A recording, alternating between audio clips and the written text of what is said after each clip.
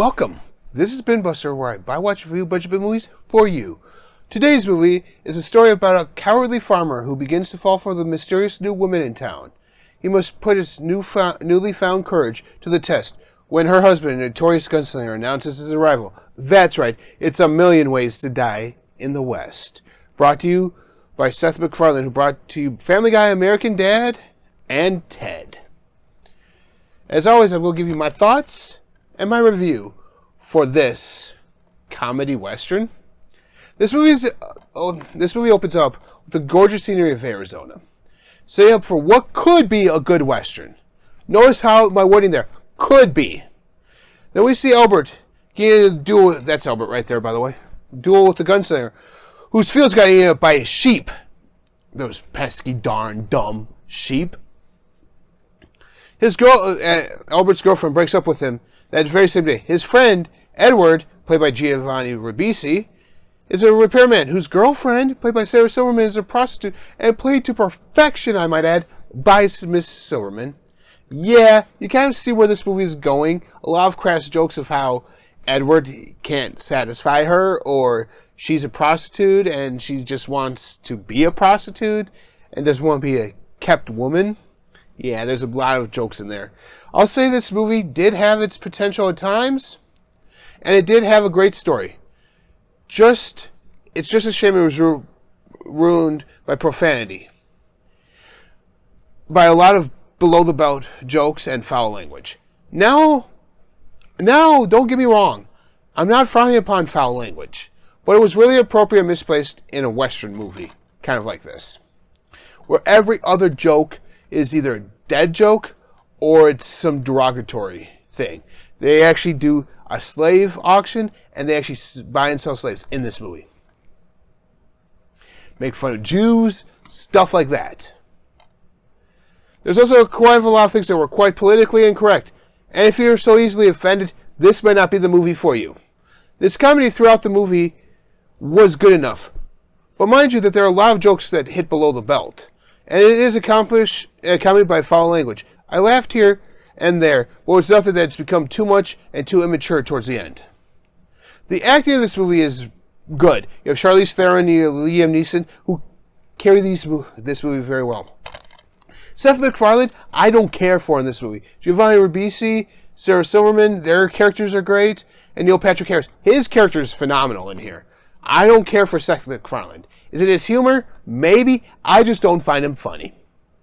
I honestly don't. That's that. What's best about this movie are the cameos. If you haven't seen this movie, I'm not going to spoil all the cameos for you, but here's some to name a few. You have Ewan McGregor, Ryan Reynolds, Patrick Stewart, Bill Maher, Jamie Foxx, and the most memorable one was the appearance by insert name here. If you haven't seen this, you need to watch it to find out who that is. For those of you that don't know, it's a very Western name, because it was a part 3 of his series where it became a Western. The segment at the fair was without a doubt the best part of the entire movie. Overall, then I had initially expected much more from this movie. And having seen it, I must admit I feel a little bit disappointed and cheated out on something that could have been so much more.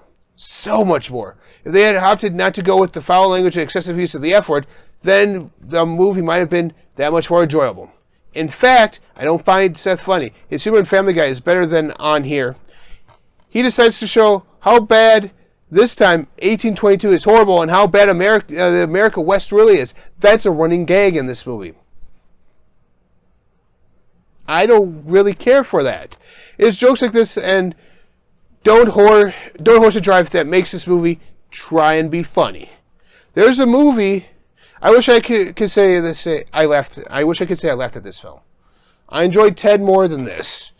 I also gotta say that this movie, Blazing Saddles, is a whole lot far more superior Western comedy.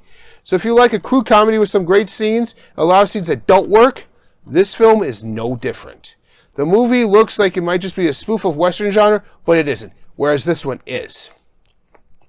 Its humor is generated from the crude, anachronistic language similar to the Mel Brooks' superior History of the World. It just doesn't work like that film or in Blazing Saddles. This movie just doesn't work. They try to be this, but they're not this. This movie, if you find Blazing Saddles, ladies and gentlemen, buy it. If you find this, don't waste your money. I paid $1 for this movie, and I'm glad I did, because it's horrible. I'm not a fan of this film, nor would I recommend it. If you love Seth's humor, it's for you. It definitely wasn't for me.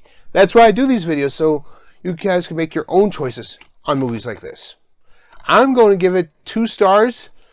It was enjoyable at times, but it was the foul language and blatant racism that was done in this movie. Yes, Mel Brooks makes fun of Jews, and the black sheriff does make fun of African Americans in this movie, but it's done tastefully, whereas this one, in my opinion, was not.